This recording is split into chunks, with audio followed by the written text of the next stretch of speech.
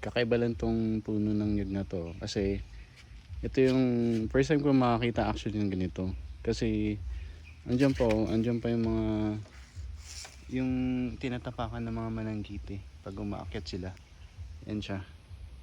Pero ang kakaiba sa kanya, ibig sabihin nakadiretso siguro to dati. Tapos naging letter L na siya. Ayan siya. Ayan o. So may bunga to. Ayan o. Ang shape niya letter L talaga. Kakaiba. Dito to sa Davao ah. Ayan. Dami rin yung bunga oh. Actually may isa pang puno na ganito rin. Pero wala siya masyadong bunga. So ito lang yung kinunan ko. May isa pang ganito. So ang galing ng gumawa nito kung sino man yun. Ayan siya. Ayan. Okay. Ayan siya. Alright, have a nice day. God bless you all.